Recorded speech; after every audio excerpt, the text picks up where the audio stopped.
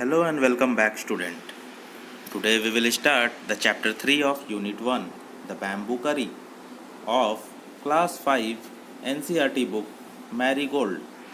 So, you have heard about bamboo. Do you know the meaning of bamboo? क्या आप लोग bamboo का मतलब जानते हैं? बैम्बू आप लोग सब कोई देखे होंगे, जिसको बांस बोलते हैं। ये आप देख सकते हैं, ऐसा स्ट्रेट जो हम लोग कंस्ट्रक्शन पर्पस के लिए सारे जगहों पे यूज़ करते हैं बैम्बू को। तो क्या बैम्बू का करी आपने खाया है? बैम्बू का सब्ज़ी, उसके ही बारे में हम लोग ये चैप्टर में पढ़ेंगे। Have you ever eaten a dish made from bamboo? क्या बैम्बू से बना हुआ कोई डिश खाया है आपने?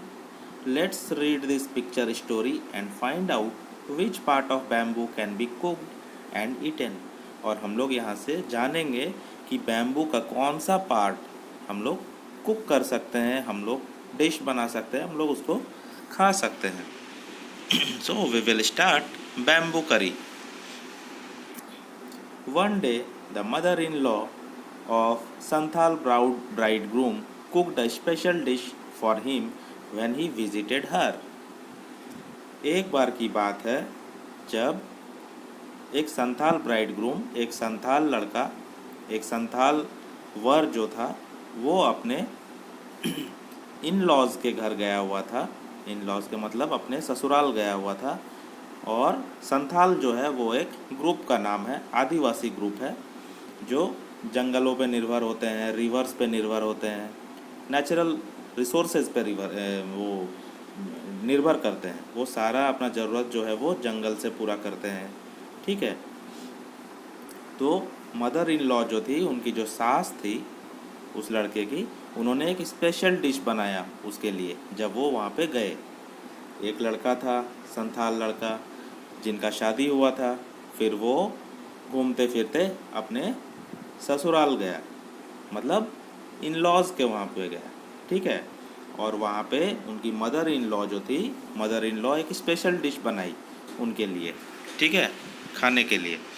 दिस करी is delicious, what is it? The mother in law pointed at the bamboo door.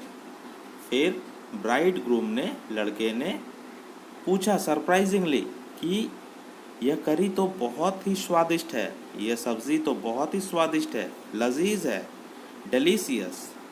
क्या है ये? What is it? तो मदर इन लॉ जो थी, उनकी सास जो थी, उन्होंने पॉइंट किया बैम्बू डोर के तरफ। वहाँ पे बैम्बू का डोर था। गांव में हम लोग देखे हैं कि बैम्बू को यूज़ करके दरवाज़ा बनाया जाता है, तो बैम्बू डोर की तरफ इशारा किया बस। तो नेक्स्ट मॉर्निंग, अगले सुबह, just as he was about to leave, he remembered that there was no bamboo in his village. तो जैसे ही नेक्स्ट मॉर्निंग वो उठे, वो लड़का उठ करके ये सोचा कि मैं तो अभी जा रहा हूँ। जब वो जाने वाला था तब वो उठ करके सोचा कि लेकिन हमारे गांव में तो बैम्बू तो है ही नहीं, ये लड़के ने सोचा। So he removed the bamboo door and carrying it with him left for his home. तो वो उन्होंने क्या किया, वो लड़के ने दरवाज़ा को निकाल लिया, इन लॉज के घर से दरवाज़ा निकाल के वो कैरी करके खुद के साथ ले जाने लगा, अपने घर ले गया। On reaching his village he told his wife, वो अपने गांव पहुंचकर अपने वाइफ को बताया, मेक करी विद दिस बैम्बू डोर, इस बैम्बू डोर का, इस दरवाजे का तुम सब्जी बनाओ।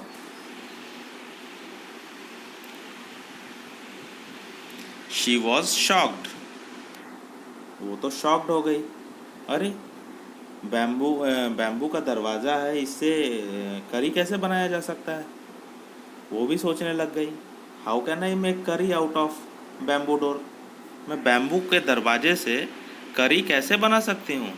वो शॉक्ड हो गई, आश्चर्यचकित थी, वो ऐसा क्यों बोल रहे हैं। Then come I will help you chopping up the bamboo, he said.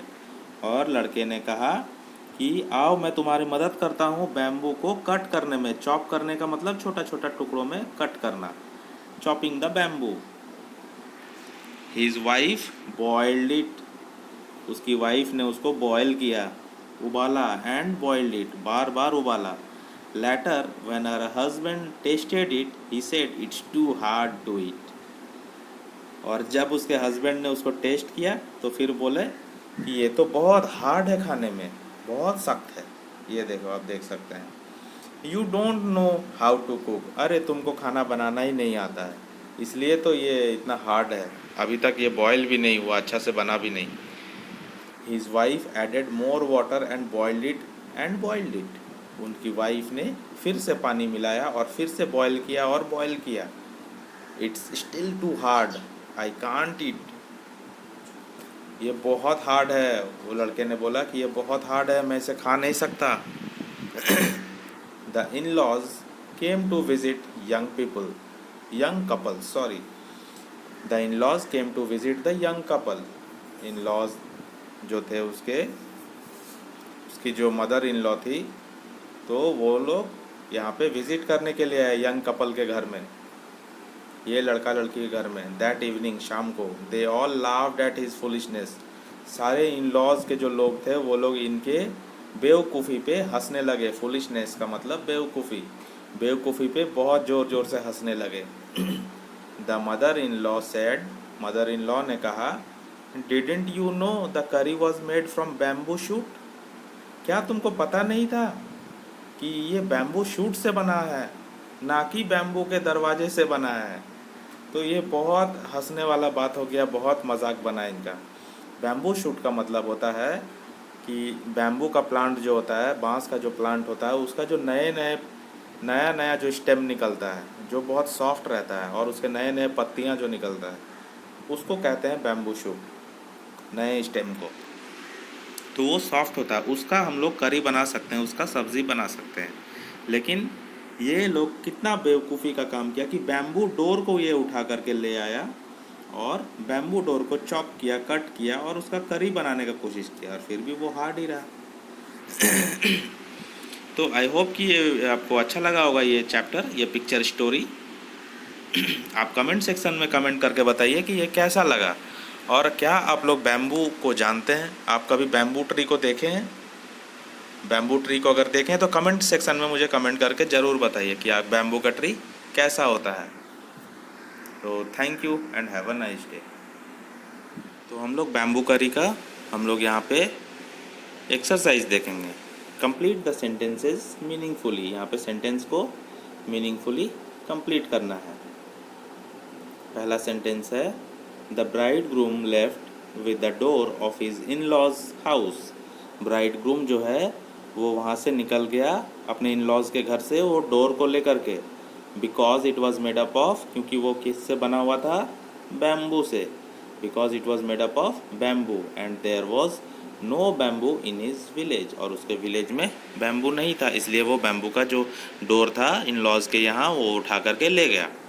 The bridegroom was unable to have bamboo curry in the end because it was very hard, क्योंकि वो बहुत हार्ड था। Because it was very hard.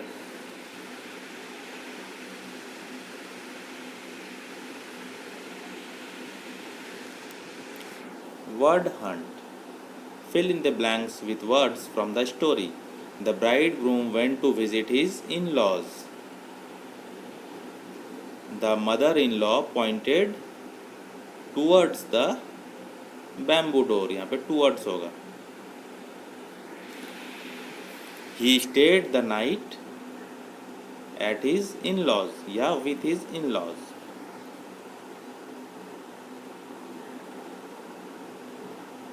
He carried the bamboo door back with him. The curry was made with bamboo shoots. Bamboo shoots से क्या ये door उनका जो करी था वो बना था।